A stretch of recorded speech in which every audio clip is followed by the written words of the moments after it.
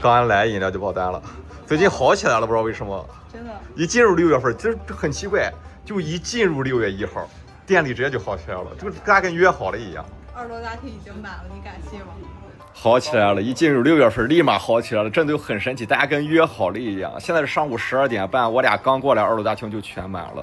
这边的顾客一位在玩抛个屁啊，里面的话是在玩双影奇境。现在我们整个2楼的区域都是可以玩 Switch 2了，今年做了一波大的升级。电玩店这个行业怎么说呢？我觉着你想要人多的话，要不然就是价格够低，要不然就是你的设备够好。我觉得现在就全青岛吧，我觉着就是电玩店里能把 Switch 2游戏都给买全的店，真的不太多。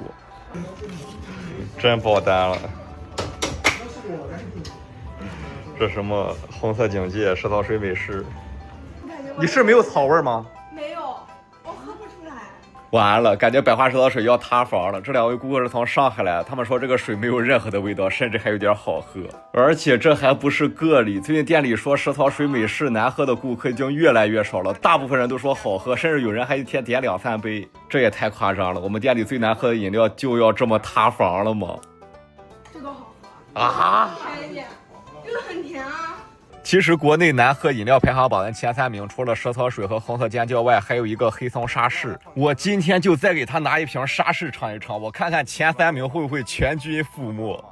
格瓦斯那个其实也是气泡的，这个巨好喝啊！好喝。果然不出我所料的全军覆没了。我感觉这可能是个人能力的问题，我怀疑现在给他们一瓶豆汁，他们也会说好喝的。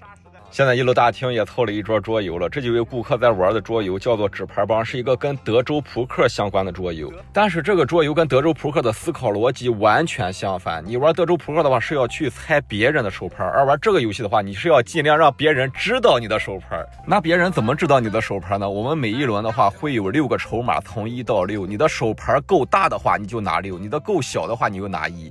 因为随着德州的进程，你的牌力会发生变化，你感觉你变小了，你就从6变5，你感觉你变大了，你就从1变2。最后在游戏的结束，我们能按照从小到大的顺序排列正确，我们就可以获得这个游戏的胜利。很准，我就勾还对对，我是 OK。这就是为什么我推荐买 NDSI 的原因，就是还可以当做照相机用。现在很多女生去买 CCD 相机 iPhone 4S、iPhone 6S 拍照，就是为了朦胧美和复古感。如果只追求这个的话，真的不如买个 NDSI。它的后置摄像头可是有高达30万像素，而且机内内置了11种滤镜，还自带变形效果。你看这颗粒感，你再看这复古的画风，讲道理真比 CCD 还有 iPhone 4S 什么 6S 拍的好吧？给自己男朋友买一个真不亏。花1份钱得到2份快乐。最主要是这个玩意儿才300块钱，300块钱。成色好点的400吧，成色差点的300。我去，太值了，真的，没收广告费啊，这打不着广告。这可是全世界销量第1的掌机，它最不值钱的时候就几十100块钱，现在也算是涨价了。300已经算很贵了。你们来青岛玩了趟，在青岛找上工作了。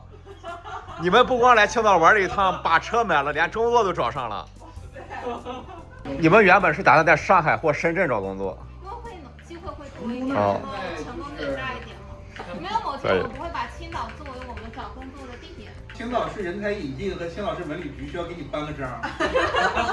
应该有一个那个 AAA 级的那个景区的一个什么人才吸引计划推广大使。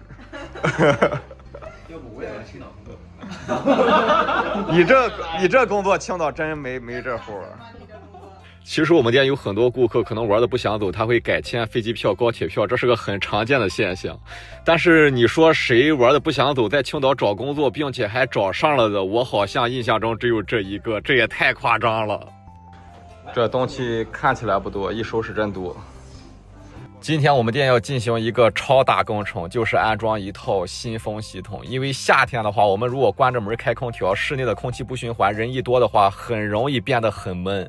再严重点的话，可能都会缺氧。所以说，必须要安一套新风系统了。我们店安的是一个双向流的，就是有2个洞，其中一个洞是把室外的空气给吹进来，另一个洞是把室内的空气给吸出去。这个的话是将近4000块钱，算是性价比已经很高的了，因为安装费就800块。我买这个1小时能换300立方，在这个屋的话，大概40分钟能换1遍。40分钟就能换1遍空气。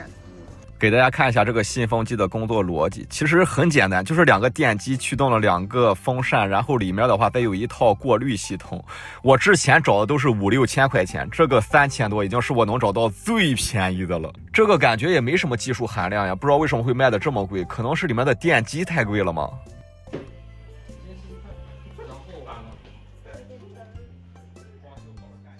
旭哥，这个游戏很出名吗？啊，起码在我那个年代挺出名的。那会儿那个电玩店是能玩的。哦，因为一台机器就得3000多。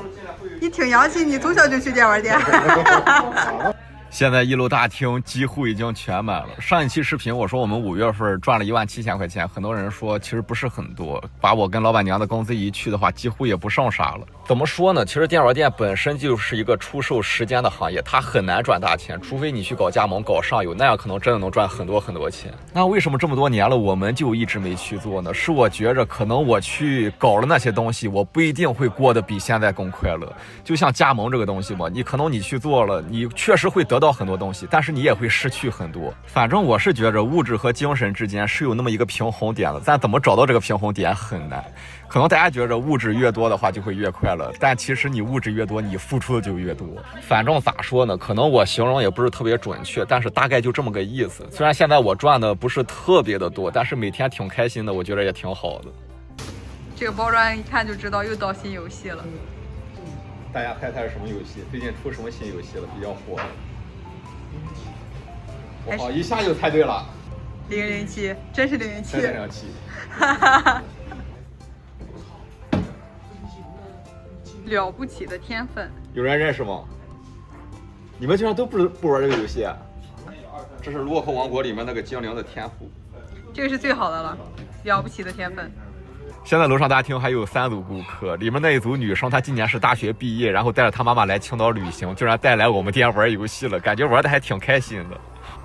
现在我们在吃晚饭了，刚才我在店里问了一嘴谁要去吃饭，然后这一桌就坐了12个人了。吃饭的地方是炕。